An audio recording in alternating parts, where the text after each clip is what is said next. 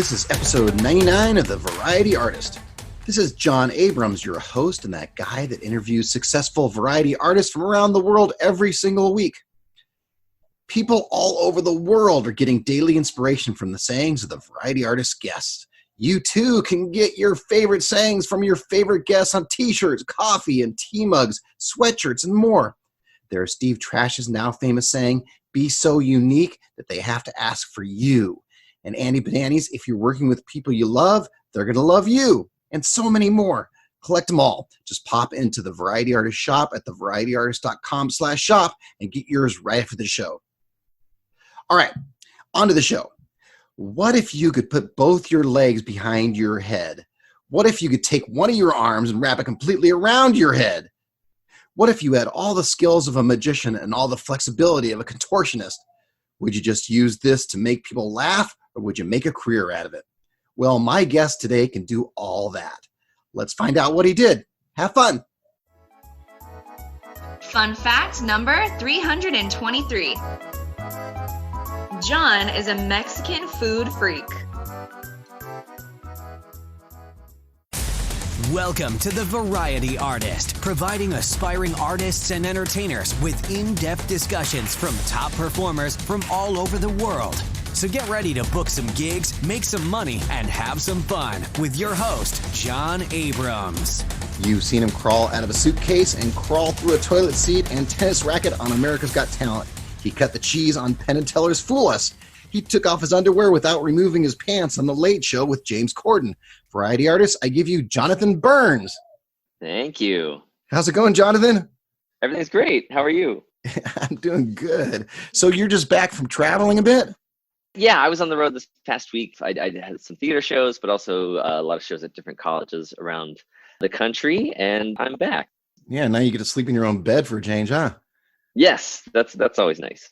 Now, when you first started out, you were a magician originally? Yeah, so that was kind of my first performing art, I guess. There was a magic shop that opened up near my house when I was little. I grew up in Johnstown, Pennsylvania, a small town in kind of Pittsburgh-ish area. There was a magic shop that opened up near my house, and somebody decided to take me and like, oh, this might be kind of fun. You might enjoy this. And it sort of took over my life pretty quickly. And I remember it being like the coolest place. In my mind, it was like the coolest place ever. Yeah. But looking back, I sort of realized it was like a closet outside of a pizza shop. It was sort of like a room where they used to keep all the cardboard boxes. That way they kept pizzas inside. Yeah. And then they cleared that out and they put it in like a little magic shop.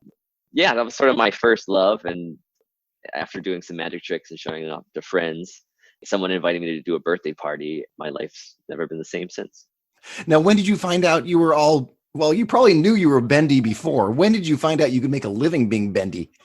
Well, that was later. I was always bendy as a kid. Like I was just, putting my leg over my head to gross out girls and like gym class and stuff like that and impress my friends and stuff. It was kind of like my party trick. And then I did the magic stuff. I think I tried to do like a serious magic show when I first started. Like I really liked watching the David Copperfield specials. So yeah.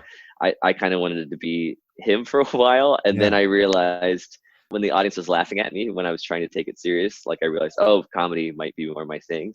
Then I started trying to be more like David Williamson and Jeff Hobson and Amazing Jonathan and stuff like that. Those are kind of my heroes growing up. So basically my original magic act was just kind of stealing all of their things that I saw them do on TV.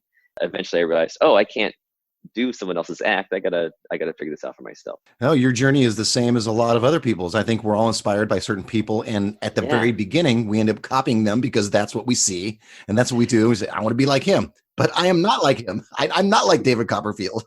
Right. And I was kind of happy that I did that when I was 12 and 13 and not when like later in life, because I know I've run into those guys that still do their someone else's act. Mm-hmm.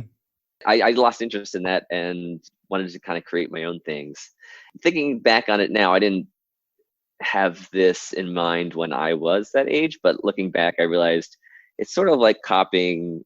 Like if you want to become a master painter and you study with Michelangelo or Raphael or whoever, you would copy their works to find out how their process and how they created these master works. Sure. So that was sort of I was sort of apprenticed with them by stealing their stuff, but I learned timing, and I learned routining, and I learned all these other skills that I didn't realize I was doing because I was just like, oh, this is funny. I'll just do that.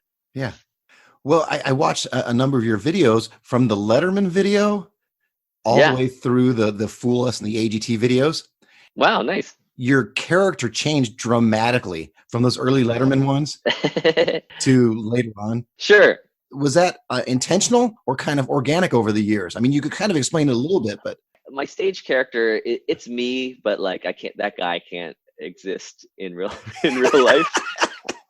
Like, I have kids, I can't like drop them off at preschool and like be smiling wildly and looking for applause and hitting on women and that kind of stuff. So I feel like that is me. That's who I turn into when I go on stage. But in real life, I have to be a dad and be like a responsible citizen of my community. Yeah, I get that myself. After a show, someone will come up to me and say, "Oh, do you have kids?" And I say, "Yeah, I grew up. My kids are moved out, but I used to have younger kids." Your house must be hilarious. You're making animals appear and doing all these crazy things. And I'm like, no, I look exactly like any other dad sitting on the couch with my remote. Yeah. I get the same thing too. And our house is very fun. We like my kids love to goof around and be silly, and we have time for that. But then I have to switch into real dad mode sometimes and tell them to brush teeth, and there's responsibilities. There's like the two sides of that for sure. What they see on stage is definitely more silly and fun, and I have a great time doing that. I think I was a little bit more like that before I was performing a lot too. Like, I noticed when I was in high school, I would go to parties and I'd be the guy, like, all the attention has to be on me kind of thing. Mm-hmm. I'm here, let's have fun. Like, I was like the guy who started all the fun. Yeah. After I found performing, and I was performing a lot, I found my outlet for it. And now I go to parties and I don't want to be the center of attention at all. Like, I'm just like, no, don't worry about me. Like, I kind of get that out by being on stage all the time. It's kind of a relief, I think, for my friends and my family's sake. It's nice that I can just be normal when I need to. It's funny, I hear that a lot from a bunch of different people that I interview, that on stage, yay, look at me, here I am. And then when they're off stage, they want to be peaceful. And I don't need to be the center of attention all the time. I definitely did. Yeah, I used to need a lot of attention. Like, I was always like performing musical armpit farts for my family, and and I had the really like look at me disease, where I'm like, yeah, check this out. Hey mom, look at this. The look at me disease, is that what you just said? Yeah. So it was a lot of that, where you're just like, I'm great, right, guys? And now I get that feedback on stage, and so everywhere else is like, oh, come on, stop. I'm much more modest. I think the point of someone taking me to that magic shop really was, I was that, hey, look at me kid. And then that became my focus, was doing magic and performing and being in front of people. And then you asked about the bendy stuff too. So I was always doing that. I sort of started throwing that in later, probably closer to like college age. I just remember, oh, I can do these tricks. Maybe they can be a part of the show. You said you saw me fitting through a toilet seat. That was probably one of my first acts that I did. I used to just fit through a toilet seat as the finale of my little magic show. The reason I did that was I was just like on a trip to Lowe's, and I saw like a wall of toilet seats you can choose for your house, and I was like, oh, I wonder if I could fit through there. I'm pretty flexible. I'm pretty skinny. I could probably do that. I bought it and I tried it that night. I remember performing at a retirement home that night. And it was like a bigger response than anything else that I was doing. And I was like, oh, there's something here. So I kept pushing that and finding more things I could fit through. And wait, so you're walking down Home Depot, you're like, I can fit through that. I can fit through that. I can fit through that. It is a little bit of that. In my show too, I fit butt first through a picture frame. Mm-hmm. I went to Michael's. I was like, I bet I could fit through that. I wonder what size I am. And I'm like trying out frames like in the middle of Michael's craft. I'm 11 by 14. So that's what I found out. This is a weird question, but have you ever gotten stuck in anything? Never in a show, luckily, but I did try. I was trying this to kind of combine some stuff. I was sort of trying to find a new routine, and I wanted to combine the toilet seat and the underwear trick together. I was in my house, and I'm alone, So I had a little me time, and I was I was trying to fit through the toilet seat with pulling the underwear up through the lid, and I got it all kind of tangled together, and I was sort of in a contorted mess. I remember walking down the steps of my house, finding scissors and having to cut myself free from the underwear. I'm picturing this in my head. I'm picturing you. It's exactly what you're thinking. Your living room, you're trying to fit through these things, and your wife comes home, and there you are with your underwear on one side, and you're. I'm also picturing that in Home Depot or Michael's. Yeah, that's right. I was all alone. I feel like if she would have came home, she would have probably. I don't know if it would have phased her too much. She's come home when seeing me do other weird things. So she walks in, and you're stuck in something, and she's like, "Oh, I think I'll make the kids some meal tonight." Yeah, exactly. It just walks right back out the door. Yeah. Drives away. Yeah, thanks. So, do you work out, or do you do anything to keep yourself in shape? You could probably tell from my physique, right? Yeah. I try to work out more. I haven't for a while. I've been kind of blessed with this body. Yeah, I've been trying just to maintain. I'm getting older, so I think some metabolisms and things change. Yeah. So far, I've been the same kind of size and weight since high school. So hopefully that'll continue. Otherwise, I got to come up with a new act. I thought of this beforehand. I don't know why I thought of this. Have you ever gone to a yoga class and just freaked people out? I have. I went in kind of going like, I'm really bendy. I think I'll be good at this. And certain things I was really good at. And then other things I realized, I don't have any of the core strength these soccer moms that I'm in this class with have. I kind of quickly realized like I'm good at it, but also I'm not like certain aspects of it. I have the flexibility, but a lot of the strength things that you don't realize are part of yoga weren't there for me. Now let's talk about your America's Got Talent experience, or you've done a bunch of Got Talents, right? I was also on France's Got Talent a few years ago as well. That was the first one I did, and that was sort of, I don't know how, but I got on some sort of list for the Got Talents early on. So it was one of those things that I got a call. I think even like the first season, they're looking for things, and I didn't know what it was.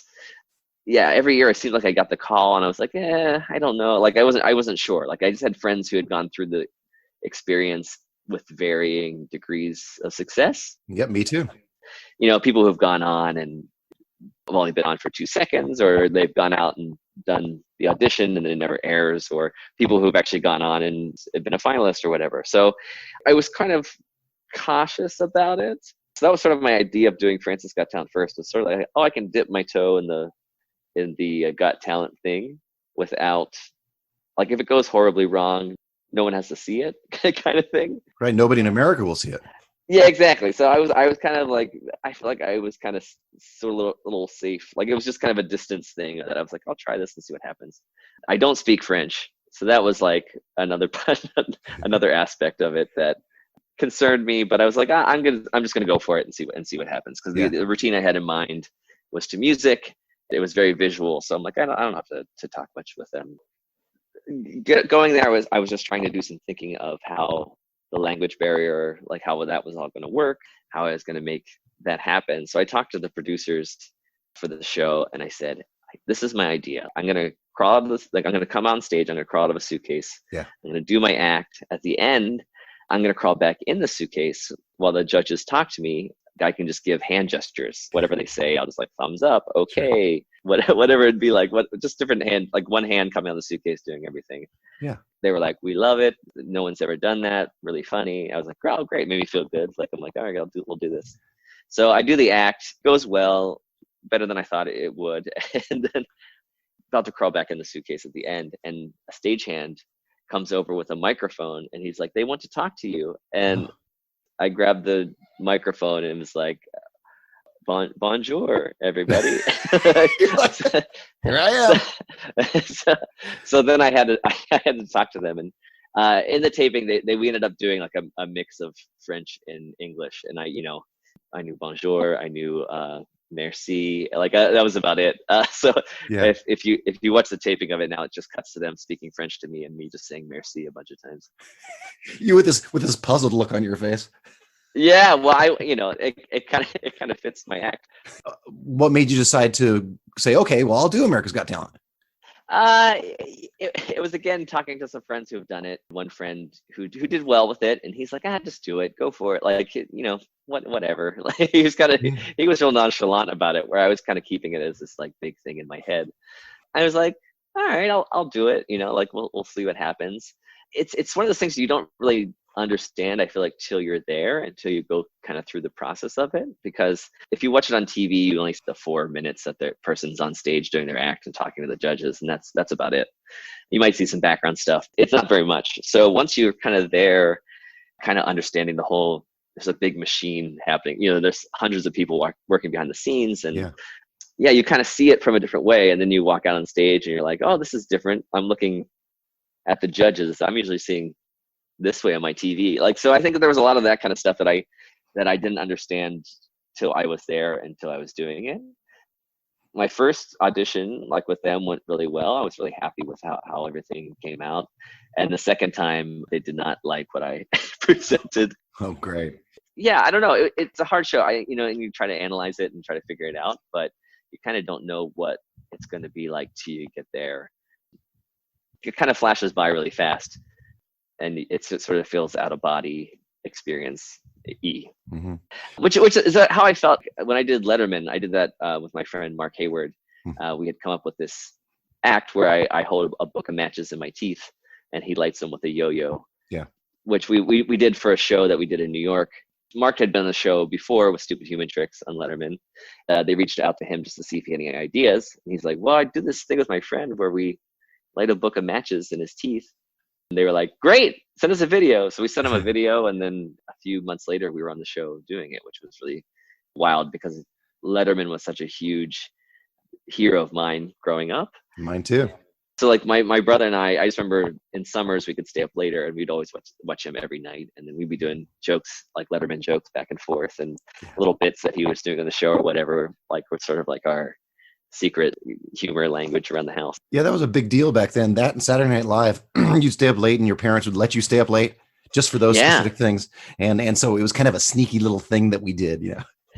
So once I was there, like that was definitely a weird experience, where I haven't felt like this on any other show that I've done, but I've heard other people interviewed who had this similar thing where I walked out on stage. One, it's like the Ed Sullivan Theater, so there's like a huge history of like everything that's happened in that theater. Backstage, you see pictures of the Beatles and Elvis Presley, and you're like, oh my gosh, like that was here. Jonathan Burns. Yeah, wow, I'm gonna be part of that. That's wild. Yeah. And then getting out there, I remember it being almost dreamlike kind of experience, where I remember Dave, he was kind of in shadow, and he was almost like looming over me. I've never done drugs, but I feel that's what I feel like it would be, like a hallucination kind of thing, where he was like, nice to meet you, like it was like that, like an Alice in Wonderland-y sort of experience. The cool thing about being on those shows and getting those videos is when it happens, people remember it for a short period of time. But then afterwards, we really seem to, or the people that I've watched have controlled their destiny as far as those videos go, because I don't know how many auditions you had, or I don't know how many times you performed on these different shows. All I know is what I see on your website and what I see online. So to me, it looks like you're madly successful because you only put the good things on. Well, thank you. Well, it's nice. I think for me, originally getting on TV was that sort of stamp of approval that it really helped with getting more bookings. I always saw that with like stand-up comedians and stuff like that. You're like, oh, when you go to a comedy club, they're like, oh, he's been on Letterman, whatever, The Tonight Show with Jimmy Fallon. And it's just that little stamp of approval that I think helps making bookings easier for me. I've noticed that as far as the business side of it. It also gives the audience, I think, some sort of, they can relax a little bit. We were talking earlier that you had interviewed Offner, and I took his workshop with him one weekend. I remember him saying, like, the audience is thinking before the show starts, I hope this doesn't suck. And then the performer's also thinking, I hope this doesn't suck. That's right. I feel like the more things you can do to relieve that ahead of time, the better. I want to come out on stage and do a good job, but I feel like that it helps them relax a little bit. Well, I mentioned in my intro the 3 different things that people are familiar with. So that way, by the time you get on, people are like, oh, I'm familiar with this person. I'm familiar with this person. So this guy, Jonathan Burns, he's got to be great. Yeah. Like somebody else has taken the chance to have me on doing stuff. So maybe Yeah. I'll take a chance to do it. Yeah. So it's sort of, I haven't really thought of it in that term, but I guess that's what it is. It's just sort of, you get that little stamp, makes people want to pay attention more. Yeah, sure. And in fact, your name, Jonathan, my name is John, of course. When I grew up, there were Johns everywhere. I had 2 other Johns in my class, John Dracoditis and John Montoya. I actually wrote it down because I forgot. And then my mom remarried a guy who had a son named John. Oh, no. Yeah, and we roomed together. So we had 2 Johns in the same room, and we had a sister named Pam. And so she would joke that the bathroom is named John. She'd be like, oh, I got to go to the John, got to go to the John. So John and I got together and we said, well, we have to go to the Pam. For years, we actually started calling that the Pam. But I understand that your parents were worried about naming you Jonathan. Was it the same reason as me? No, a different reason, but I had that same thing growing up where I had there was Jonathan B and Jonathan K and Jonathan H, like in every class. My parents named me Jonathan, but they were kind of worried I might turn out like Jonathan Winters. Oh. Yeah, their fears came true because I'm pretty much just like that. Well, you may sound like Jonathan Winters, but you're the exact opposite of Jonathan Winters. As far as the kookiness and craziness, I feel like I definitely fall into that the Jonathan Wintersy category. Now, you were Variety Artist of the Year twice, voted by Campus Magazine. Is that how you make a lot of your livings through colleges? Yeah, I did. I've done a lot. I've been at that's what I was doing this past weekend. I was at 5 or 6 different schools over the week.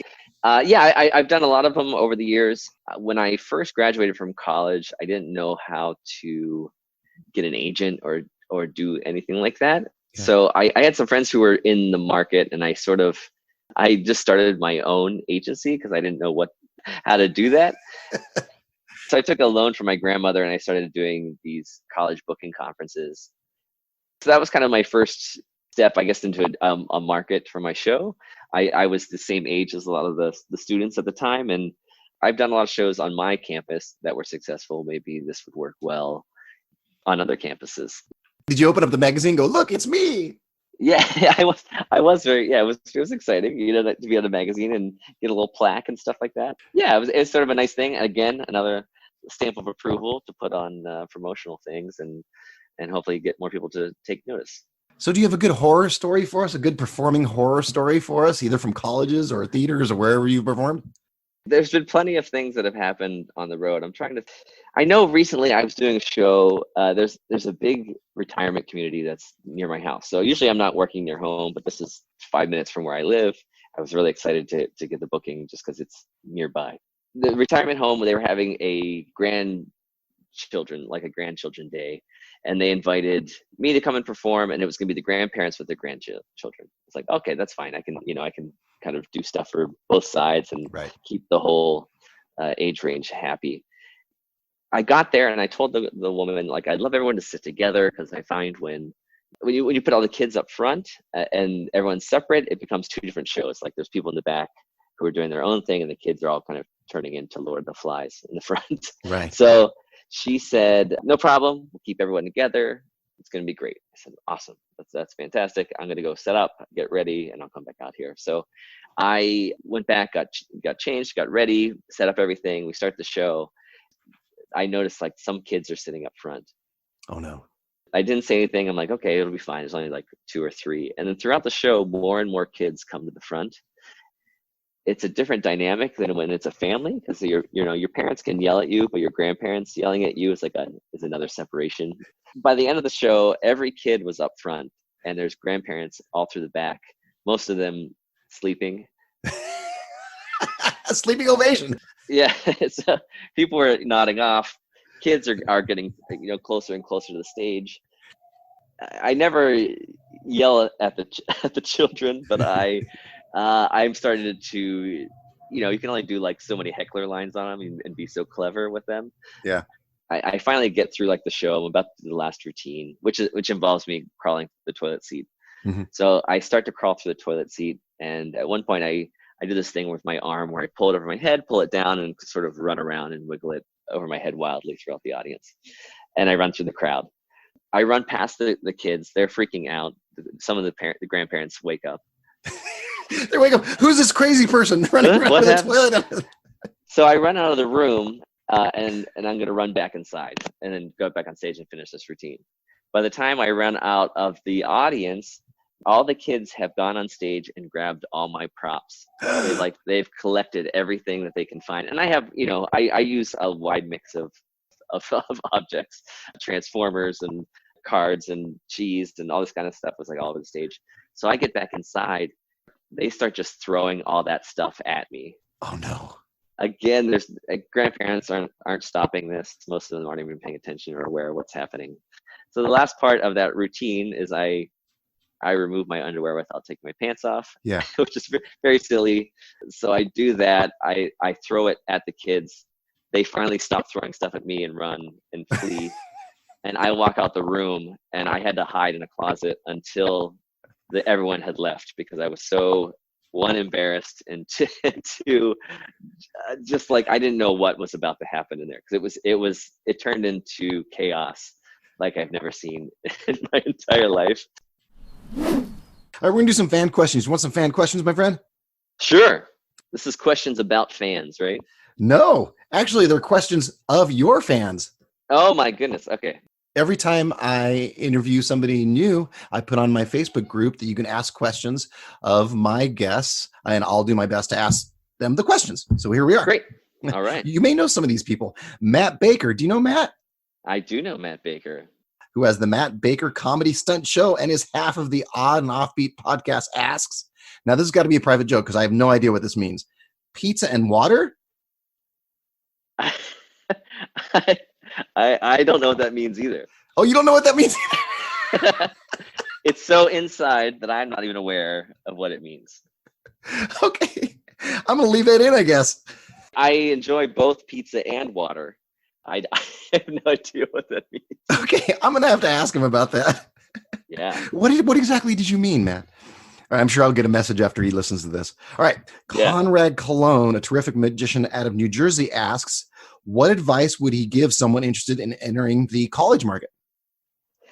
I'm trying to think what would be good for when I was first starting. When I was first, I wonder if he does any colleges yet or not, or has. But I think you're doing it a few times to kind of get you an idea of what it's like. I think a lot of people think of college market as being like Animal House, where you're performing for like a crazy frat boys and stuff like that. And it's really not. Like a lot of it that I end up doing is sort of an alternative to crazy parties and other stuff like that. Like it's kids who are looking for something, students who are looking for something to do on campus that doesn't involve maybe drinking, or it's sort of like an alternative entertainment. So I feel like the students that are there are maybe not, they're just not like the crazy wild types that I think some people think the college market is. Oh, interesting. And I feel like students are a little bit more socially aware of things that are happening in society. Even like over the past like 10 years in the college market, I feel like it's changed a lot, and students are just more aware of things like the Me Too movement. Right. I do more of a clean show there than I would maybe like in a comedy club. But I feel like sometimes that if you're expecting the college market to be wild and crazy parties, that's not necessarily what it is. Now, when you entered the market, you mentioned college. What are they, like expos, conventions? Yeah, there's a couple of those. One's called NACA, National Association for Campus Activities, and APCA, which is I don't remember what, American Programming something. They get colleges and universities from around the country to come to this trade show, and then there's different acts that can go and showcase their talents. You have to join, then you can apply to the showcase, and if you're selected, then you get to do between 10 and 25 minutes of your act. Oh, nice. That's a lot of good time. If you just get a spot in the show, it's 10 minutes. And then I think they have a new variety actually spot, which is 20 minutes. There's only like one of those. And then there's also like being an MC, so you get to host the show and you get more time to do that. So I've done a mix of all those things. And when I first started in colleges too, I went in by myself, and then I ended up performing with a friend of mine, Evan Young, who's a juggler. He and I went to these conferences together, and we were sort of telling people, we do our own shows and you can come see. And they were like, well, have you ever worked together? And we're like, no, not really. We just kind of have our own thing. And by the fifth person who asked us, like, if we perform together, we said, yes, we do. And it's called the Show Off Show. And like, we just made up this thing on the spot and then turned it into something that we toured around college campuses for 5 years. So something you just thought of off the top of your head, you toured for 5 years. Yeah, which was really great. So it made me a much better performer being with someone else and kind of being able to play off to someone else. That was way more than Conrad was expecting, I'm sure. That's okay. Hopefully you can find something in there. My other suggestion is for him, pizza and water. Yes, pizza and water. All right. Rob Balchunas, a.k.a. Rob the Balloon Guy, asks, what was the process of putting together a show with Joel Ward? Oh. When are you bringing it back to the castle? Wow. Okay. So Joel Ward, are you familiar with Joel? No. He's a Southern California magician guy. He's from San Diego, but he now lives in LA. And Joel's great. We're about the same age, because I remember going to magic conventions when I was a teenager, and Joel was like always in the competitions and doing really well. And he was getting spots on TV, like on the Lance Burton special and stuff like that. So I was really he was one of those kids that I'm like, why am I not doing that? Like I just never competed or kind of got into magic in that way, I guess. Then later on, Joel and I became friends. At the castle, they have this room called the Peller Theater. Oh yeah. And the Peller, like they put two acts in there together, and sometimes people kind of collaborate, and sometimes it's just like one act and the other act, but it's two people in the same room. It was always, I think it was originally just going to be like an overflow room in the Magic Castle, so that when the other shows fill up, at least there's something else like on the busy nights where people can come and see magic and other things. So Joel and I decided, let's collaborate and come up with a show that would work in the Peller. We could each do our own things, but maybe we can try to find more transition and things like that. So we came up with this idea where I was Joel's apprentice. He was my sensei. So he was basically teaching me how to perform a magic show in front of people and perform at the Magic Castle. That was sort of the premise of the show, and it sort of took off from there. And we've done it twice, and it was so much fun. And actually, I've just talked to Joel this week. We're trying to find another time we can come back and do it again. We have all these ridiculous backstories and just really silly ideas that made us laugh on the phone, and it was really fun. Since he lives in Los Angeles and I'm in Pennsylvania, we couldn't get together to work on it all the time, so it was just a lot of like long phone calls. All these silly ideas that made us laugh on the phone was really fun to put up at the castle, and it worked really well. Our shows were always, people seemed to really enjoy it, which was fun. Well, when you're in town, you have to contact me, because I'm maybe 45 minutes from the castle. Oh, nice. Yes, please. It's yeah. Next time we're there, I'll let you know. Right now, the hard part has been he's busy and I'm busy, so it's always just trying to find that a week that we can actually do it. We would do things like this is one of the jokes I really loved in the show, and Joel was like, "Okay, I'm going to let you pick the volunteer for this act. Do you remember what I told you about picking a volunteer?" I'm like, "Look for someone friendly." He's like, "Yes." I'm like, "Look for someone who's maybe smiling." He's like, "Yes." And no drunk chicks. And so we did that, and then I would finally pick the volunteer, and I'm like, the man with the beard inside the glass window. He'd be like, "That's the sound guy." I can't get him. So there's like a lot of that kind of stuff where I was learning these lessons. I do always like collaborating with other people. I've worked with a lot of different acts, and that's one of my favorite things, because I feel like so much as a solo performer, so much of our work is by ourselves, and you're kind of just entertaining the audience and sometimes entertaining yourself. When you have somebody else who's in the know with you, it's really fun to entertain them and make them laugh and create something different. Oh, my friend David Scale, he's a magician, and he brought up the idea that, yeah, we work in front of 300 people, 500 people, 200 people, whatever it is. Yet when we're not working, we're solo and alone. I guess that was a realization when I was working with my friend Evan. we spent a lot of time together, but then we sort of stopped. He ended up getting hurt, and then this show kind of fizzled out from there, unfortunately. But Oh, no. I realized after that, when I had to kind of go out on the road more by myself, I'm like, oh no, I gotta sit at Applebee's alone. Like, it wasn't just the show that was harder to do by myself. There just the off stage right. stuff where you're like, I guess I have to drive myself through the night to the next show or whatever it would be. You know, it was kind of hard. It was like those things that you didn't realize were part of the partnership. Yeah, doing the shows is easy because you're doing it with 300 other people. Yeah. But it's sitting in the hotel. And it was sort of, I like to, like, having that other person on stage is really fun too, because I feel like after you do it a lot, at first you were just doing a few a year. Each show was sort of just learning the show and remembering the order of things and all that kind of stuff. But once we learned that, and we could kind of go off script, and we almost developed like that secret twin language where I would give him a look and he would know, okay, cut that joke. He would go off script, and then we could come back to the right point. Once I kind of learned that, it was really fun to also throw in things that made each other laugh. Like the one night he does this trick where he has a skateboard and a skateboard deck without the wheels, and he would put juggling balls on the end. He would jump on the end of the skateboard, juggling balls would fly over his head, he'd catch them and start to juggle. We made up this rule that, like, every time he misses, because it was kind of a hard trick to do consistently, but we said, like, every time he misses, he has to remove a piece of clothing. Strip juggling. Yeah, so that like turned into like this longer routine. It was just like an idea one night, and then another night, like, I was like, oh, it'd be funny if, like, every time he jumps on it, I play a slide whistle. I remember doing it, like, I just pulled it out one night without even telling him and doing it, and we were laughing way hard up in the audience, just because it was so silly. Like, I was like to the point of crying. It was one of those things I just threw in to make him laugh, and then that turned into like an actual audience laughing bit where it was part of the show. Yeah, it was fun to kind of amuse each other in certain situations, even if there wasn't like a huge crowd or it wasn't the best venue or anything like that. We still had like each other to entertain.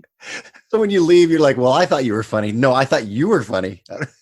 Yeah, exactly. So that was like, okay, it was a win in the end. All right, Michael Worsham, an excellent magician out of Maryland, asks, what are the exact dimensions of the suitcase that you climb out of? I think I've met Michael, actually. He comes to the Lancaster Magic Club every once in a while. I haven't been there much, but I feel like we've run into each other. Hi, Michael.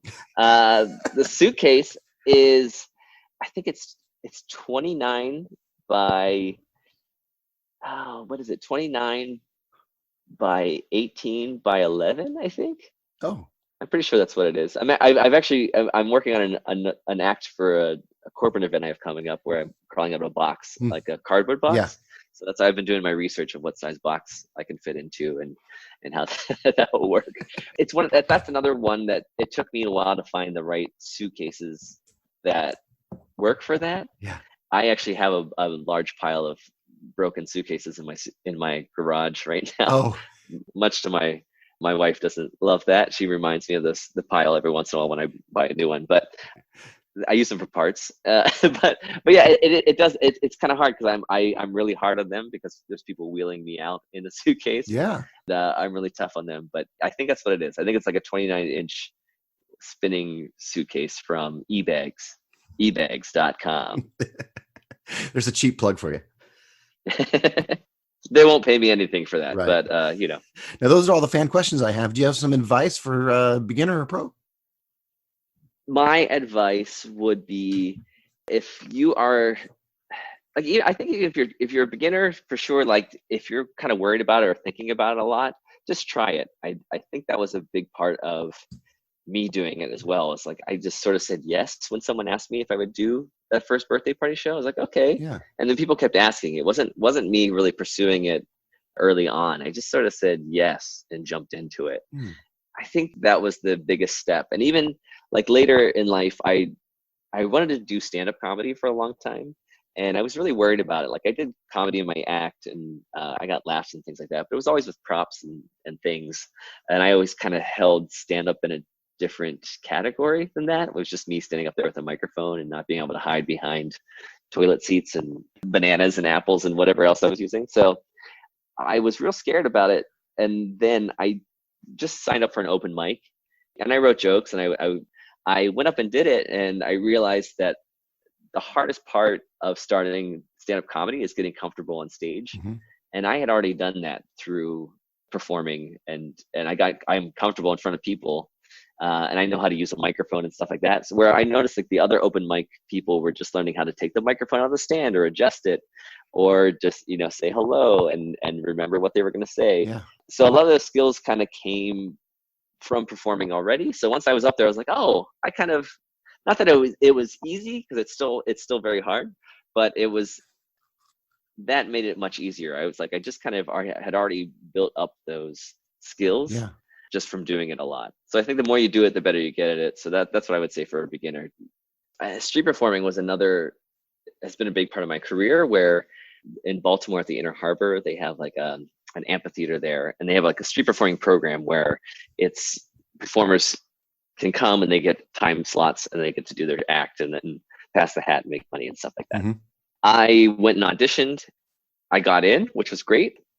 So then I got in, I was really excited. So then I finally got my first time slot, and I went back and I set up all my speakers and stuff like that. And I remember taking my then girlfriend, now wife, with me just to that first time, because it had went so well the first time she wasn't there. I'm like, you know, wait till you see this kind of thing, Mm-hmm. like check me out sort of thing.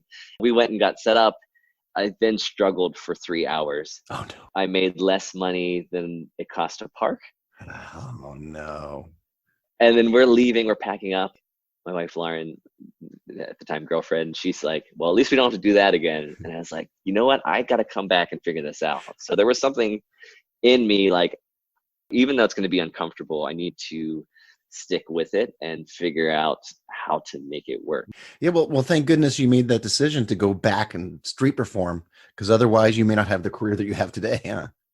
Yeah, exactly. I'll be working at the FedEx store or something. It's funny how we look back at those little decisions that we made and they changed our entire lives. I feel like the earlier you do that, the better too. Because I know there's some people I've talked to who've been into magic their whole lives, and they're like, yeah, I gotta get a show together. Yeah. I think the earlier you do it, the better. Well, thanks, Jonathan, for doing my show. That was fun, man. Thanks. I hope I said something of service to somebody. Oh yeah, there's some great stories in there. Do you have some sort of social media or something you want to plug before you go? I am at Pizza and Water. Oh. No. I am at Flexible Comedy on Twitter and Instagram, youtube.com/Jonathan Burns, Mm-hmm. and facebook.com/FlexibleFans. I think that's what my one is there. So yeah, if people want to find me online, I'm all around. You can just Google Jonathan Burns and find a lot of stuff that I've done. There you go. My social security number, it's all available. Social security number 2. All right. Thanks to all my variety artists. If you found this podcast fun, spread the word. Downloads are increasing every week because of you. Keep it up. Make sure to visit thevarietyartist.com/shop and grab your variety artist swag. Thanks again, Jonathan, for hanging out. That was awesome. Thanks for having me. Now go out and book those gigs, make some money, and have some fun. That's all for this episode of The Variety Artist, but your journey continues on our website. Go to thevarietyartist.com for more strategies, insight, and resources, as well as show notes on today's guest to assist you in your career. We'll see you on the next episode of The Variety Artist. But until then, go out and book those gigs, make some money, and have some fun.